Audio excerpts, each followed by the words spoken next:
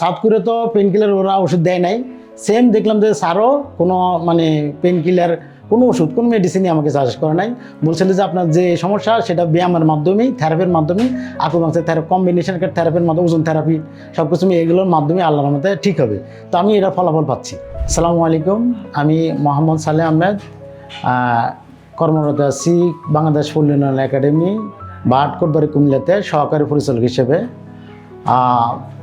আমি 2022 সালে দক্ষিণ কোরিয়াতে সরকারি স্কলারশিপের মাধ্যমে মাস্টার্স প্রোগ্রামে গিয়েছিলাম। ওখানে গিয়ে শীতের সিজনে ফুটবল খেলতে গিয়ে ব্যথা পাই, মাঠে পড়ে গেছিলাম। পড়ে যাওয়ার পরে একদিন রাতে ঘুমাইছি। ঘুম থেকে ওঠার পরে দেখলাম যে আমার প্রচণ্ড কোমর ব্যথা, আমি উঠতে পারতেছিলাম না। আমি দেন ওখানে নিউরো সার্জারি ডাক্তার দেখাই। ডাক্তার সিটি স্ক্যান করে আইডেন্টিফাই করে আমার L4 L5 ডিস্ক হার্নিয়েশন আছে। দেন ডাক্তার বললো যে লেভেলে আছে ওই লেভেলটা আপাতত অপারেশন করার দরকার নাই, কনজারভেটিভ ট্রিটমেন্ট নিলে ভালো হতে পারেন আপনি। সেক্ষেত্রে আমাকে ডাক্তার একটা কোরিয়ান ট্রেডিশনাল হসপিটালে রেফার করে। দেন আমি ওদেরকে আমার রিপোর্টগুলো দেখাই।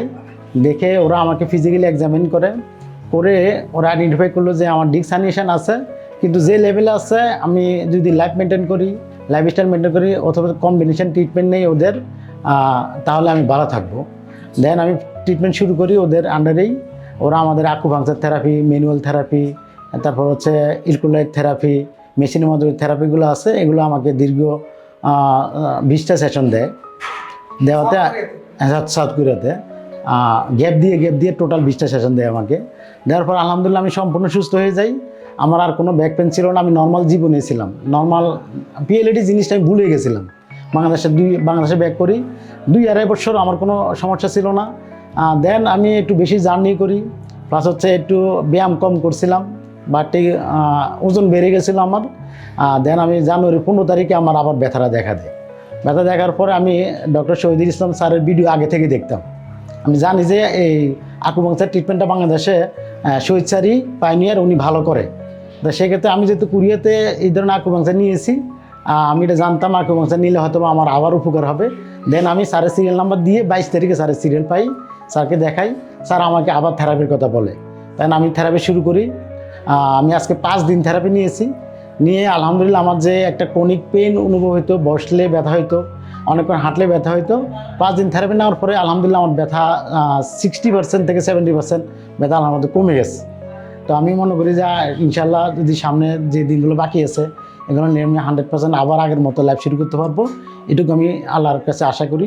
আর স্যারের তত্ত্বাবধানে যে আমার যে ইরফান ভাই যে আমার যে থেরাপি দিচ্ছে, উনি খুব ভালো থেরাপি দেয়। উনি ম্যানুয়াল থেরাপিটার ক্ষেত্রে খুবই ভালো দেয়, প্লাস হচ্ছে উনি খুব আন্তরিক, ওনার আচার ব্যবহার সব কিছু মিলে আমার খুব ভালো লাগছে।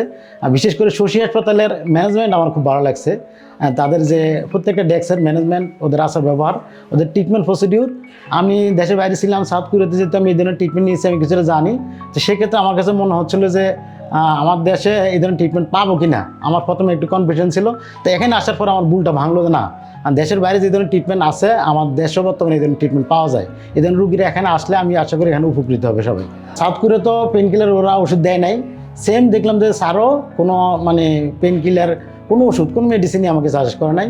বলছিল যে আপনার যে সমস্যা সেটা ব্যায়ামের মাধ্যমেই, থেরাপির মাধ্যমেই, আকুপাংচার থেরাপি, কম্বিনেশন থেরাপির মাধ্যমে, ওজন থেরাপি সব কিছু এগুলোর মাধ্যমে আল্লাহর রহমতে ঠিক হবে। তো আমি এটার ফলাফল পাচ্ছি।